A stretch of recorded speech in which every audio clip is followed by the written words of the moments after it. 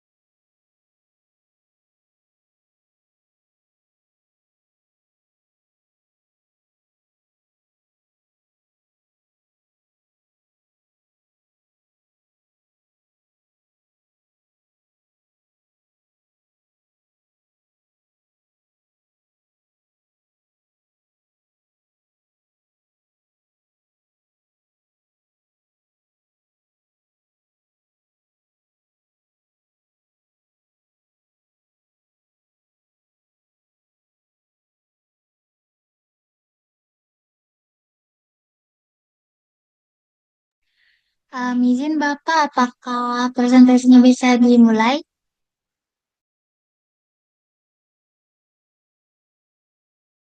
Ya, silahkan bisa dimulai.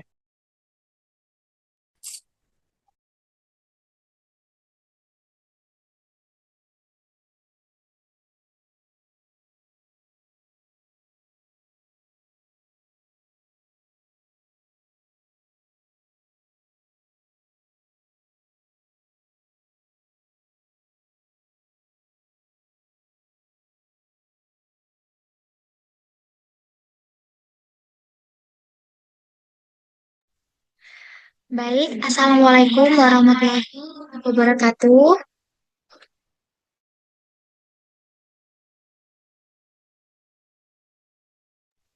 Shalom, selamat pagi semuanya. Salam sejahtera untuk kita semua. Yang pertama-tama, marilah kita panjatkan syukur kepada Tuhan Yang Maha Esa karena oleh rahmat-Nya lah kita dapat berkumpul bersama-sama di tempat ini. Saya juga tidak lupa untuk mengucapkan terima kasih kepada Bapak Dr. Insinyur Syahrial Syadik, STMMMST, CHRA, CPS, CLT, LA, selaku dosen pengampu mata kuliah Manajemen Strategi. Baik, sebelum kita masuk ke materi lebih lanjut, adapun anggota dari kelompok 3, yaitu dengan saya sendiri selaku moderator.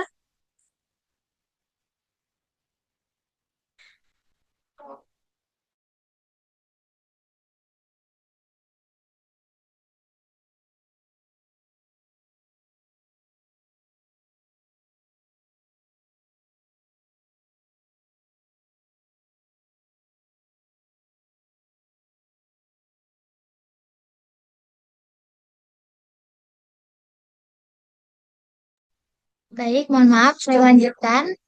Dengan saya sendiri selaku moderator, yaitu Nabila Putri dengan NIM akhir 48. Adapun anggota kelompok 3, yaitu Muhammad Rafli dengan NIM akhir 23. Kemudian ada Muhammad Reva Mauli dan Purnomo dengan NIM akhir 07. Kemudian ada Ahmad Fadila dengan NIM akhir 19. Ada Muhammad Makita Matala dengan NIM akhir 78. Ada Kezia Dian Wira Andarta dengan NIM akhir 18. Kemudian ada Muhammad Firza Ahwa Firmansyah dengan NIM akhir 24. Baik, kita langsung masuk ke materi. Saya serahkan ke rekan saya.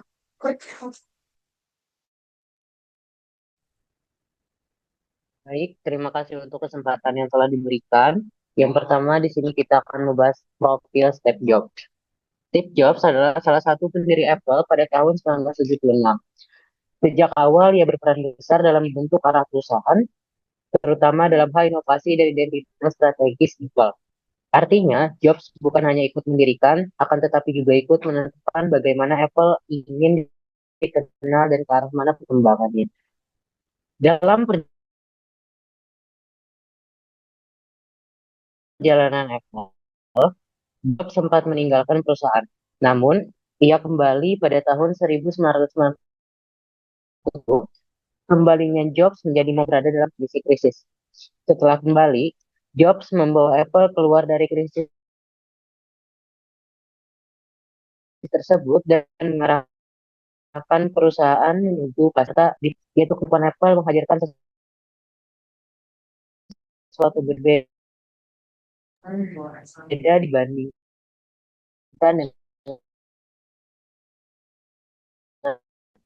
dengan perusahaan lain. Nah, setelah memahami bagaimana Apple bisa berubah dan tumbuh pesat, kita perlu melihat gaya kepemimpinan Steve Jobs yang akan saya jelaskan pada saat berikut. Next slide.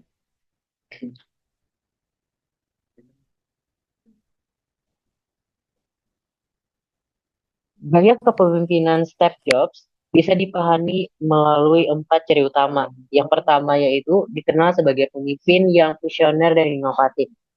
Maksudnya ia mampu melihat arah masa depan dan mendorong lahirnya terobosan yang bisa mengubah pasar.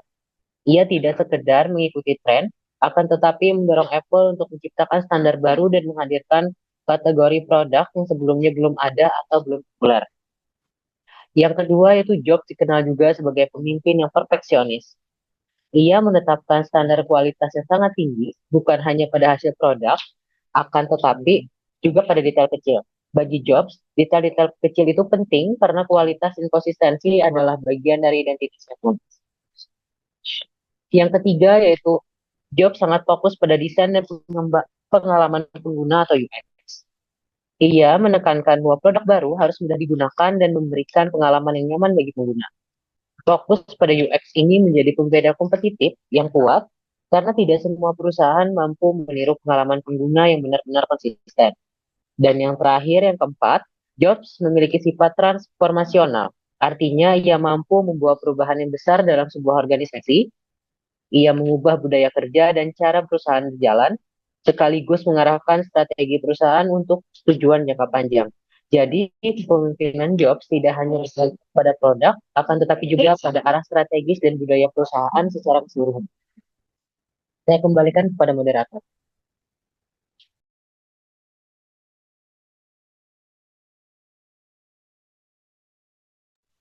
Baik, untuk materi selanjutnya saya kembalikan ke rekan saya.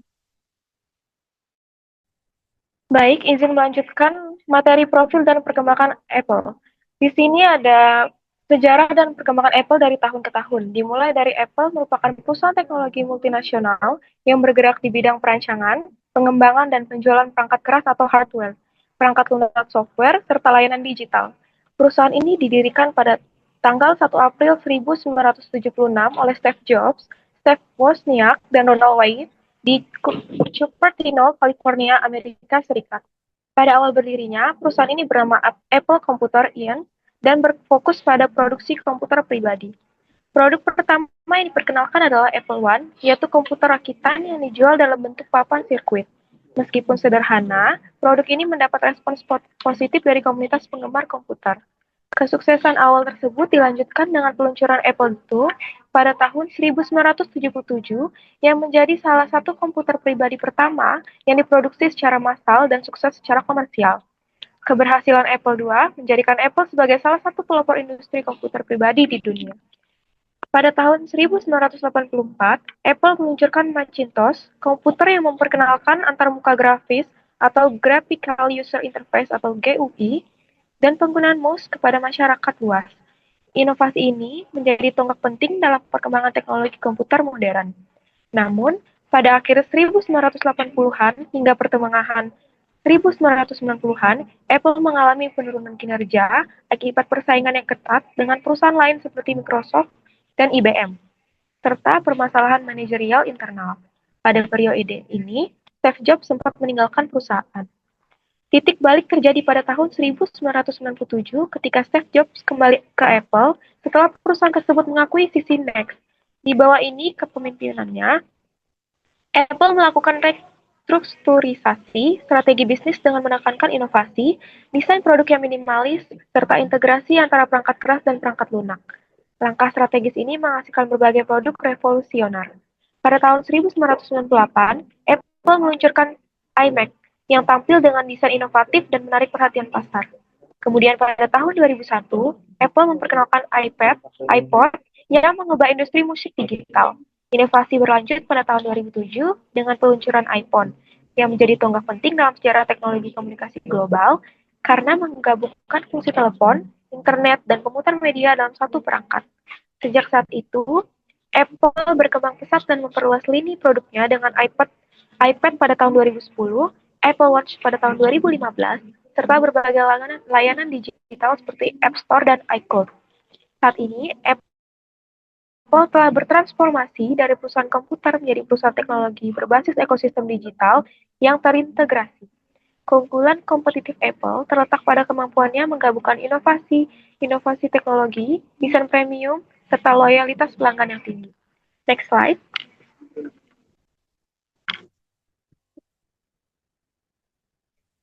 Nah, di sini ada visi misi dan nilai perusahaan. Sebagai perusahaan teknologi global, Apple memiliki visi dan misi yang menjadi pedoman dalam menjalankan kegiatan operasional dan strategi bisnisnya. Yang pertama, visi perusahaan. Visi Apple secara umum adalah menciptakan produk terbaik di dunia, serta memberikan dampak positif bagi kehidupan manusia melalui inovasi teknologi. Apple berupaya menghadirkan teknologi yang tidak hanya canggih, tetapi juga mudah digunakan, aman, dan mampu meningkatkan produktivitas secara kreativitas penggunanya. Visi ini tercermin dalam komitmen perusahaan untuk terus berinovasi dan menciptakan standar baru dalam industri teknologi, baik dari sisi desain, performa, maupun pengalaman pengguna atau user experience. Visi perusahaan, misi Apple sendiri adalah merancang dan mengembangkan perangkat keras, perangkat lunak, serta layanan yang terintegrasi untuk memberikan pengalaman terbaik bagi pelanggan. Apple menekankan pentingnya integrasi vertikal, yaitu pengendalian penuh atas desain perangkat, sistem operasi hingga distribusi aplikasi melalui App Store. 3. Nilai-nilai perusahaan.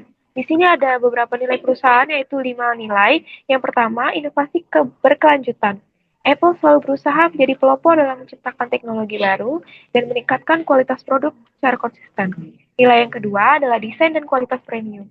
Apple menempatkan desain sebagai elegan strategis, bukan sekadar estetika, tapi sebagai bagian dari fungsi dan pengalaman pengguna. Nilai yang ketiga ada kesederhanaan atau simplicity, yaitu prinsip kesederhanaan menjadi ciri khas Apple baik dalam desain produk maupun sistem operasionalnya. Nilai yang keempat ada fokus pada pengalaman pelanggan. Apple mengutamakan kepuasan pelanggan dengan menciptakan ekosistem yang saling terintegrasi dan mudah digunakan. Nilai yang kelima yaitu keberanian dan diferensiasi. Di bawah kepemimpinan Steve Jobs, Apple dikenal berani mengambil risiko dengan menciptakan produk yang berbeda dari kompetitor, bahkan seringkali mendefinisikan ulang kategori produk yang sudah ada. Nah, nilai-nilai tersebut menjadikan Apple sebagai perusahaan yang tidak hanya berorientasi pada keuntungan, tetapi juga pada penciptaan inovasi yang berdampak luas secara global. Baik, itu saja materi yang dapat saya sampaikan. Saya kembalikan kepada moderator. Baik, untuk materi selanjutnya saya serahkan ke rekan saya. Baik, sebelumnya terima kasih moderator. Di sini kita masuk pada materi penerapan manajemen strategik di Apple. Penerapan manajemen strategik di Apple berfokus pada bagaimana perusahaan itu mampu menjaga posisi premium sekaligus tetap kompetitif di industri teknologi yang sangat dinamis. Apple mengembangkan strategi secara bertahap melalui proses perumusan, implementasi, dan evaluasi. Pada tahap yang pertama, perusahaan itu menetapkan arah jangka panjang dengan menekankan inovasi, integrasi ekosistem, dan pengalaman pengguna sebagai nilai utama. Strategi yang dirumuskan ini kemudian diimplementasikan secara konsisten di seluruh lini operasional, mulai dari desain produk, pemasaran global, hingga pengelolaan rantai pasok. Setelah strategi diterapkan, Apple melakukan evaluasi berkelanjutan untuk memastikan efektivitas dan menyesuaikan langkah-langkahnya dengan perubahan pasar dan teknologi. Pendekatan strategik yang sistematis ini memungkinkan Apple mempertahankan keunggulan kompetitif serta memperkuat citra sebagai perusahaan teknologi premium. Next slide.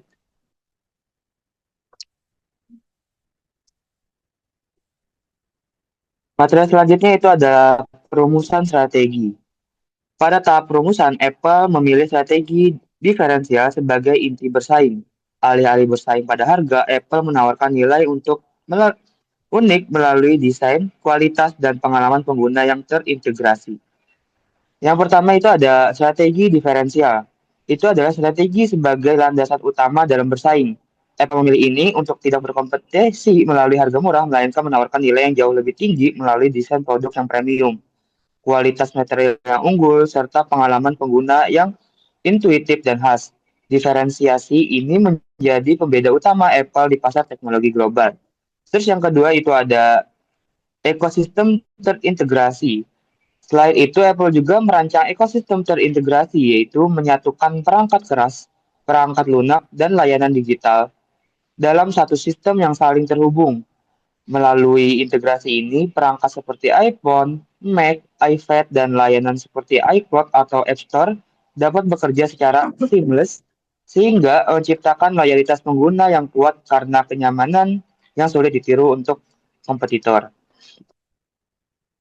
Dalam perumusan strateginya, Apple juga menyusun ekspansi global yang direncanakan secara hati-hati. Perumusan ini tetap mempertahankan citra premium di berbagai negara, tetapi tetap menyesuaikan pendekatan pemasaran sesuai karakteristik pasar lokal agar penetrasi produk lebih efektif.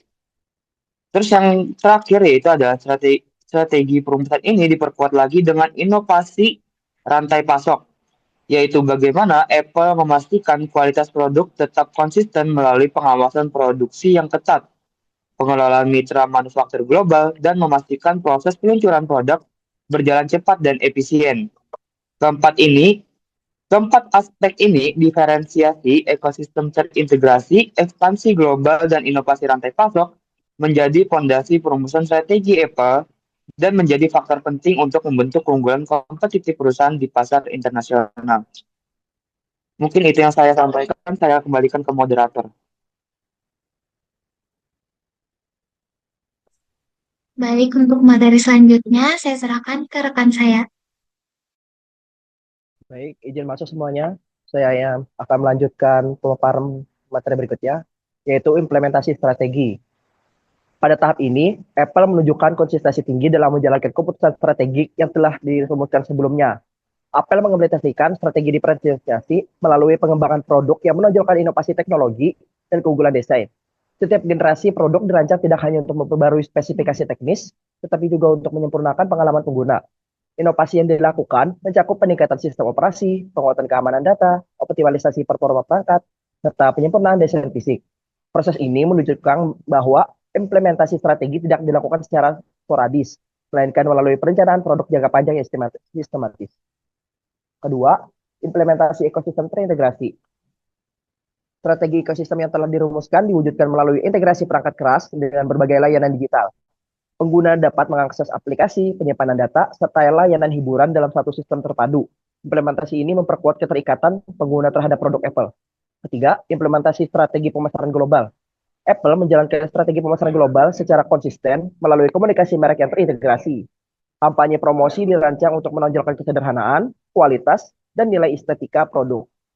Pendekatan ini memperkuat persepsi premium yang telah ditetapkan dalam tahap perumusan strategi. Yang keempat, implementasi ekspansi pasar internasional. Strategi ekspansi global diwujudkan melalui pembukaan jaringan distribusi resmi serta penguatan kehadiran retail di berbagai wilayah. Apple memastikan bahwa standar pelayanan dan pengalaman konsumen tetap konsisten di seluruh negara operasionalnya. Yang kelima, implementasi manajemen rantai pasok yang efisien. Apple menerapkan koordinasi produksi lintas negara dengan memanfaatkan jaringan manufaktur internasional. Pengendalian mutu dilakukan secara ketat untuk memastikan bahwa standar produk tetap terjaga meskipun diproduksi dalam skala besar. Yang keenam, konsistensi organisasi dalam mendukung strategi. Keberhasilan implementasi strategi juga dipengaruhi oleh keselarasan struktur organisasi dengan tujuan perusahaan. Apple menekankan koordinasi lintas fungsi antara divisi desain, teknologi, pemasaran, dan operasional. Sinergi antar bagian ini memungkinkan strategi yang dirumuskan di tingkat manajemen puncak dapat diterjemahkan secara efektif pada tingkat operasional. Sekian pemaparan dari saya, selanjutnya saya serahkan kepada moderator.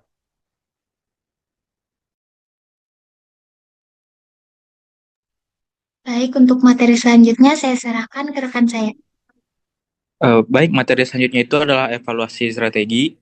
Di Apple, memastikan bahwa perencanaan dan pelaksanaan tetap relevan dalam dinamika industri. Monitoring berkelanjutan, pengelolaan rantai pasok, dan perencanaan agregat menjadi instrumen utama untuk menjaga efisiensi dan profitabilitas. Strategi perusahaan dianggap berhasil kalau dampaknya terlihat di laporan keuangan, bukan hanya popularitas produk. Contohnya pada iPhone, harga premium tetap dipertahankan, namun biaya produksi dikendalikan melalui standar komponen dan efisiensi manufaktur. Akibatnya, margin keuntungan tetap tinggi meskipun pasar smartphone sangat kompetitif.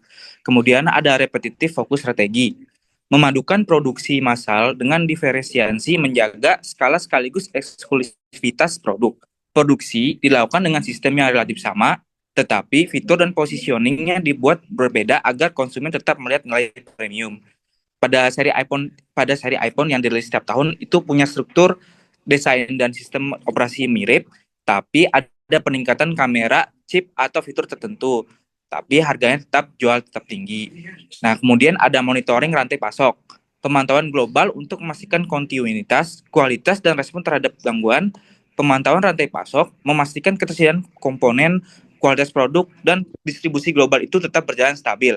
Contohnya pada produksi MacBook, Apple itu memonitor pemasok chip, layar dan baterai secara global. Jadi jika satu pemasoknya terganggu, produksinya bisa tertunda dan menyebabkan kehilangan potensi pendapatan. Oleh karena itu, monitoring dilakukan secara real time untuk menghindari keterlambatan produksi. Kemudian ada perencanaan agregat, perencanaan kapasitas dan biaya yang mendorong efisiensi operasional. Jadi perusahaan mengatur jumlah produksi untuk menghindari kelebihan stok, mengurangi biaya penyimpanan, serta menjaga efisiensi tenaga kerja. Nah, perusahaan itu harus tahu kapan produksi besar dan kapan harus menahan produksi supaya biaya tetap normal. Contohnya pada peluncuran iPhone yang baru, produksi ditingkatkan sebelum launching. Tapi setelah permintaan stabil, produksinya itu disesuaikan kembali. Ini mega overstock yang bisa menambah biaya inventory. Kemudian ada diversifikasi pendapatan. Penguatan layanan digital seperti App Store, iCloud, layanan langganan untuk menghasilkan pendapatan berulang. Jadi perusahaan itu memperluas sumber pendapatannya melalui layanan digital, sehingga tidak hanya bergantung pada penjualan perangkat. Contohnya pada Apple itu tidak hanya menjual perangkat sekali, tapi membuat pelanggan terus berada dalam ekosistemnya, seperti App Store, iCloud, atau Apple Music. Jadi itu mengharuskan pengguna atau user membayar langganan bulanan untuk mendapatkan fitur yang memang didapat ketika membayar pelangganan, sehingga perusahaan memperoleh pendapatan berulang tanpa harus selalu menjual perangkat baru. Kemudian yang terakhir ada hasil evaluasi. Stabilitas kinerja dan margin keuntungan tinggi menjadi bukti efektivitas strategi yang diterapkan. Pada salah satu indikator utama keberhasilan strategi itu adalah kemampuan perusahaan menjaga margin keuntungannya tetap tinggi meskipun menghadapi persaingan global dan perubahan ekonomi global. Nah, pada produk Apple itu dijual dengan harga premium, tetapi penggunaan komponennya terstandarisasi dan skala produksinya besar, membuat biaya per unitnya itu relatif terkendali. Hal ini menciptakan selisih labanya itu tidak terlalu besar. Kemudian pada efisiensi, menunjukkan kalau integrasi rantai pasok itu berhasil ketika perusahaan menekan pemborosan biaya operasional. Jadi pada perangkat disesuaikan dengan prediksi permintaan, sehingga perusahaan tidak menumpuk persediaan yang bisa menimbulkan biaya tambahan. Kemudian pada arus kas, diversifikasi pendapatan melalui layanan digital bisa menghasilkan arus kas yang lebih stabil dibanding hanya mengandalkan jual perangkat. Contohnya itu pada layanan iCloud dan App Store menghasilkan pendapatan berulang setiap bulan, sehingga perusahaan tetap memperoleh pemasukan walaupun siklus pembelian perangkat melambat. Jadi dapat kita simpulkan kalau keberhasilan strategi bukan hanya terlihat dari inovasi produk, tetapi dari bagaimana strategi tersebut mampu menciptakan efisiensi biaya dan menjaga kinerja keuangan secara berkelanjutan. Selanjutnya saya serahkan pada moderator. Baik, untuk materi selanjutnya saya serahkan ke rekan saya. Oke teman-teman, kita sekarang masuk ke keputusan strategi step job ya. Oke, di sini adalah inti dari pembahasan kita pada kali ini ya, yaitu strategi utama atau inti apa sih yang dicapai oleh step job. Oke, jadi karena waktunya sudah mau habis ya, jadi cepat saja di sini. Jadi pertama yang mengubah Apple sampai sekarang itu menjadi ternama itu adalah ketika pada tahun 1997 itu yang dimana krisis terjadi di Apple. Itu pangsa pasarnya itu terjadi hanya cuma 3-5% dari bangsa pasar itu sangat sedikit sekali. dan yang mendominasi pada saat itu adalah Microsoft, teman-teman. Jadi dan itu Steve Jobs itu dulu kan dia nggak apa, di sini ada, kita bisa baca di sini, kembalinya Jobs ke Apple pada tahun 1997. Kembalinya Jobs ke Apple pada 1997 itu di mana berarti dia pernah bekerja di situ tetapi dia keluar sendiri dan dia kembali lagi ke Apple. Oke, karena waktunya sudah sangat singkat, jadi langsung aja ke intinya. Jadi saat dia mencek lagi di perusahaan Apple tersebut, ternyata produk yang dihasilkan itu adalah banyak sekali, teman-teman. Produknya ada 70 produk dari Apple dan itu sangat banyak sekali, dan itu tidak bagus untuk perusahaan. Nah, karena kita sebagai pelanggan ya, konsumen itu kan bingung untuk memilih produk ya, dari 70 produk apa yang sih yang kita ingin beli. Ketika datang ke toko langsung ditawarkan macam-macam, dan itu fiturnya itu sedikit saja yang berbeda, teman-teman. Jadi uh, keputusan Steve Jobs sendiri adalah memangkas langsung dari 70 produk, yaitu dari 70%-nya sendiri dari sumber daya dan alokasi biaya efisiensinya itu ke 4 produk saja, teman-teman. Jadi 70 ke 4 produk dan difokuskanlah ke 4 produk tersebut. Oke, gampangnya seperti itu. Jadi dia memangkas semua 70 produk, dia batalkan, pokoknya difokus ke 4 tersebut. Oke, itu adalah penyederhanaan lini produk, dan situ merupakan titik baliknya Apple ya. Lanjut ke iPhone, iPod dan iTunes itu pada tahun 2000-an, teman-teman. Itu terjadi kan, seperti kita tahu pada zaman dulu kita sering mendengarkan musik ya. Dan itu ketika kita beli album dan macam sebagainya, kita ketika membeli musik album itu kita cuma mendapatkan satu album, dan itu mungkin dari penyanyinya itu saja. Tetapi Apple itu mengubah, teman-teman, yang dimana kita beli iPod dan iTunes itu sendiri softwarenya, dan iPod itu adalah benda hardwarenya kita beli, yang dimana kita beli situ aja anggapannya dari 100 anggapannya 100 ribuan atau mungkin dari dulu ya 100 dolaran mungkin, itu kita dapatkan banyak langsung 1000 musik, teman-teman, dan itu tergabung terintegrasi, dan situ adalah awal mulanya ekosistem Apple munculnya. Jadi di situ strategi Steve Jobs yang sangat bijak. Lanjut ke peluncuran iPhone di tahun 2007, yang dimana dulu seperti kita tahu Nokia dan BlackBerry dan lain sebagainya itu HP menggunakan apa, untuk mengetiknya itu masih keyboard fisik ya. Dan iPhone itu merupakan, bukan pertama sih, ada untuk memunculkan apa sih namanya nih, layar sentuh touchscreen. Nah itu iPhone itu mempelopornya atau memperbesarkan, mempopulerkan itu touchscreen untuk HP pada zaman saat itu, dan lalulah runtuhnya itu Nokia dan BlackBerry dan lain sebagainya, dan ini disebut adalah namanya disruptive innovation. Dan situ dia sebagai pendatang baru, iPhone langsung menjadi apa nih, pemuka dari pangsa pasarnya tersebut, dan mengalahkan Nokia dan BlackBerry dan sebagainya. Dan di situ menjadi titik iPhone-nya tuh Apple jadi terkemuka. Oke, next. Oke, lanjut yang keempat, yaitu seperti kita tahu ya, adalah membangun ekosistem tertutup, yang dimana Apple sendiri itu Mac OS dari OS-nya sendiri mereka tersendiri, teman-teman. Jadi mereka fokus pada sendiri-sendiri, berbeda dengan Android ya, seperti itulah kebijakan strategi dari Steve Jobs. Mereka fokus pada lingkungan pasar mereka sendiri. Dan terakhir ada desain dan UX sebagai inti strategi, yang dimana jadi estetika, kesederhanaan, dan pengalaman pengguna sebagai nilai Jadi utama. kuliah. Jadi apa sih dampak dari strategi keputusan Jobs-nya? Itu pertama tentunya Jum, kinerja anjir. keuangan yang darinya awalnya bangkrut 1 juta dolar ya pada 1997, dan tahun 1998 itu profit jadi 300 juta dolar.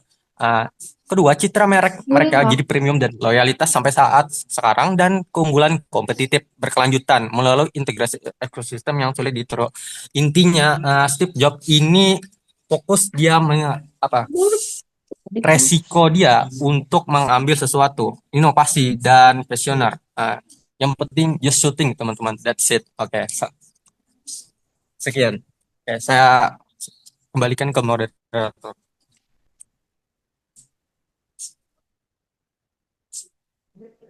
Baik, mungkin Oke, that's sekian it. yang Ya, dapat teman. kami presentasikan hasil dari materi kami.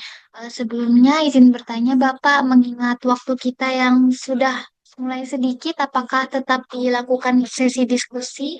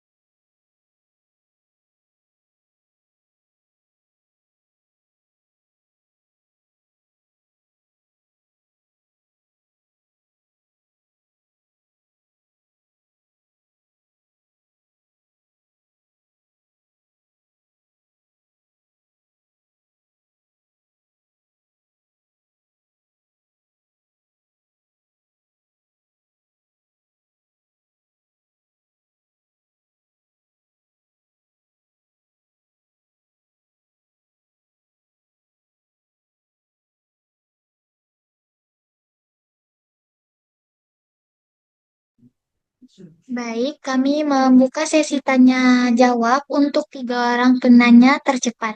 Bagi teman-teman yang ingin bertanya, kami persilahkan untuk mengangkat tangannya terlebih dahulu, kemudian bertanya. Kami persilakan.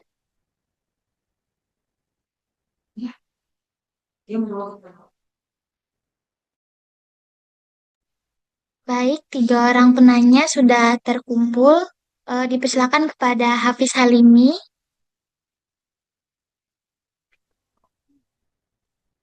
Ya, terima kasih. Pertanyaan saya, perkenalkan nama saya Hafiz Halimi dengan NIM 24103132 126. Pertanyaan saya yaitu, apakah strategi diferensiasi Apple benar-benar berkelanjutan dalam jangka panjang atau bergantung pada figur kepemimpinan seperti Steve Jobs?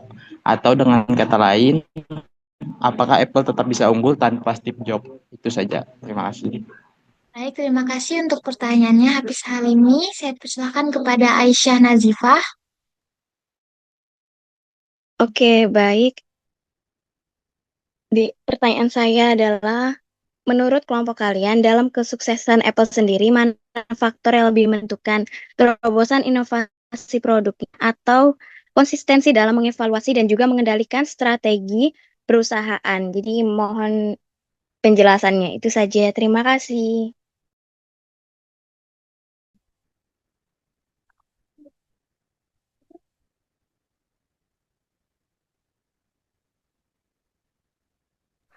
Baik, terima kasih atas pertanyaannya. Aisyah Nazifa, kami persilakan kepada Fujin Nurfatina Fisa.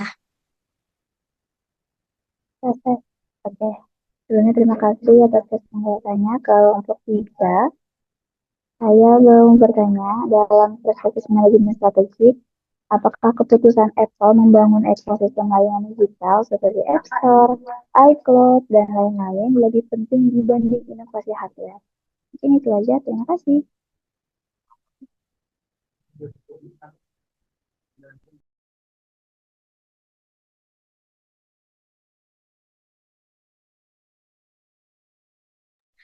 Baik, terima kasih kepada tiga orang penanya. Kami meminta waktu sedikit untuk mendiskusikan jawaban dari kami. Terima kasih.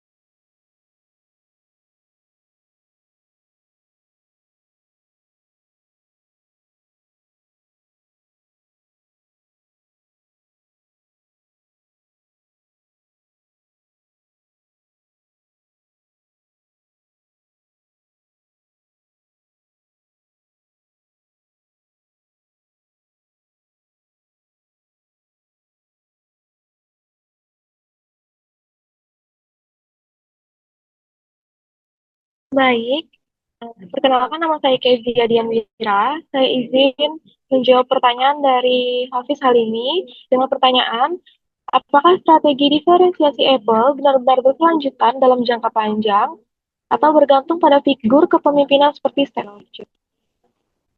Di sini saya menjelaskan secara inti. Intinya strategi diferensiasi Apple tidak hanya bergantung pada figur Steve Jobs. Meskipun pada awalnya ia berperan besar dalam membangun identitas inovatif dan eksklusif perusahaan, Steve Jobs memang menjadi penggerak utama lahirnya produk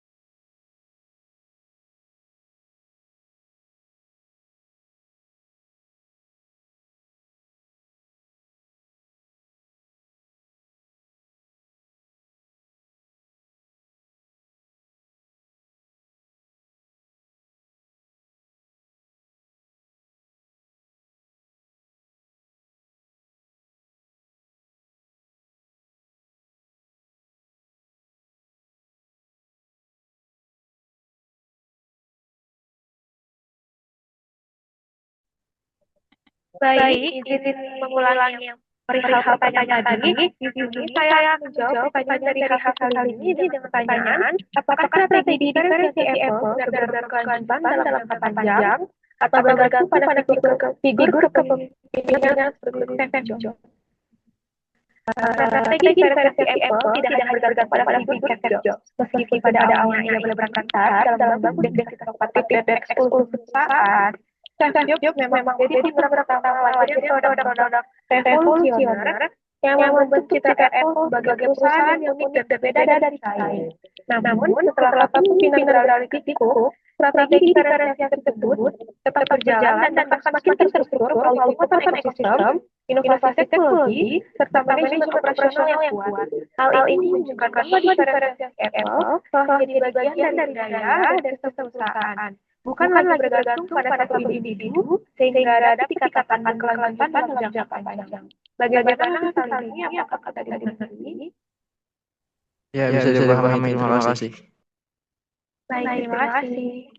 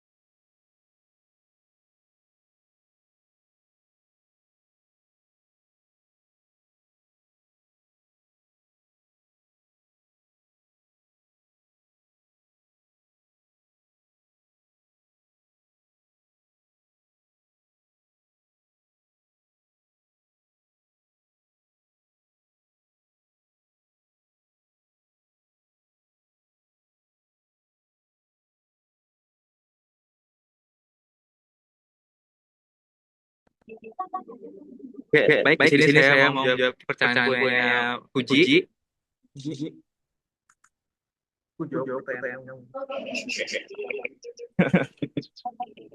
Oke, dengan bunyi pertanyaan tadi itu ditanya dalam perspektif manajemen strategi, apakah perusahaan Apple membangun ekosistem layanan digital, App Store, iCloud, dan lain-lain itu lebih penting dibanding inovasi hardware. Jadi jawaban itu pada fase awal keberhasilan Apple itu sangat bergantung pada inovasi hardware kayak MacBook, iPod, atau iPhone. Tapi setelah pasar smartphone itu mencapai tahap optimal atau maturitas, itu diferensiasi hardware-nya itu semakin sulit karena kompetitor itu mudah meniru. Jadi strateginya itu bergeser ke strategi ekosistem. Jadi tetap dalam ekosistem Apple-nya itu menciptakan nilai yang tidak hanya berasal dari perangkatnya aja, tetapi dari jaringan layanan yang saling terintegritas. Contohnya itu dari App Store tadi, iCloud, Apple Music, Apple Pay, dan lain-lain. Jadi nilai strategisnya bukan pada layanan tunggal lagi, tetapi pada ketergantungan pengguna terhadap sebuah sistem. Nah, poin pentingnya itu layanan Apple itu tidak bisa berdiri. Contohnya itu iCloud itu optimal karena integrasi dari iPhone itu atau App Store itu bernilai karena basis penggunanya perangkat Apple-nya besar. Jadi hardware itu berfungsi sebagai entry point ekosistemnya atau diferensiasi pengalaman pengguna. Jadi keputusan membangun ekosistem layanan digital itu secara strategis itu lebih menentukan keberlanjutan keunggulan kompetitif, tetapi keberhasilannya tetap bergantung pada inovasi hardware sebagai fondasi ekosistemnya. Jadi strategi Apple bukan milih salah satu, melainkan menciptakan simbiosis mutualisme gitu loh antara perangkat dan layanan. Apa kamu jawab, Ji? Wow, sangat terjawab. Terima kasih ya, Firza. Terima kasih, Puji. Baik, saya serahkan pada moderator.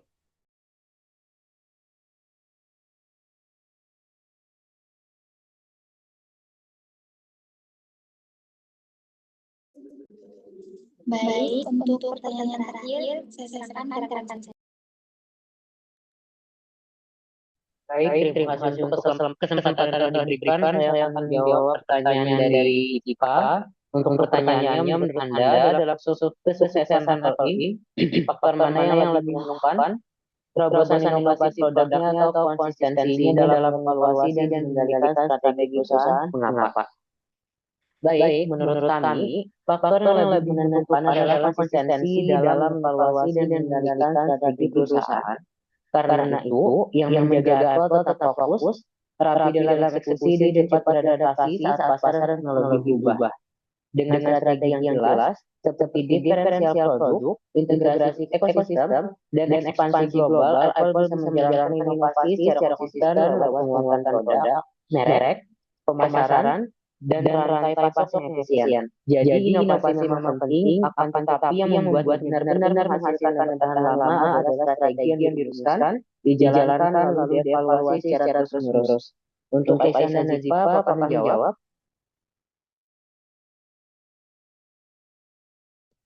Baik, sangat menjawab Rafli. Terima kasih. Terima kasih kembali. Saya kembalikan kepada moderator.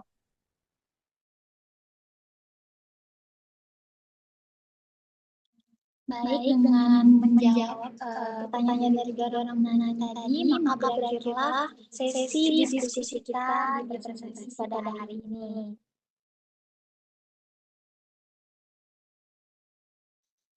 Baik, saya izin untuk membacakan kesimpulan. Manajemen strategi Steve Jobs menunjukkan bahwa keberhasilan perusahaan tidak hanya ditentukan oleh inovasi produk, tapi juga oleh konsistensi perumusan, implementasi, dan evaluasi strategi. Kepemimpinan visioner dan transformasional menjadi faktor utama dalam membangun keunggulan kompetitif Apple secara berkelanjutan. Perusahaan di era persaingan global perlu mengintegrasikan inovasi dengan sistem operasional yang efisien. Kepemimpinan visioner harus disertai kemampuan evaluasi strategis yang berkelanjutan agar perusahaan mampu beradaptasi terhadap perubahan lingkungan bisnis. Baik, mungkin sekian materi yang dapat kami sampaikan pada hari ini. Kami mohon maaf apabila ada salah kata atau kalimat yang kami ucapkan. Atas perhatiannya saya ucapkan terima kasih. Assalamualaikum warahmatullahi wabarakatuh. Waalaikumsalam warahmatullahi wabarakatuh.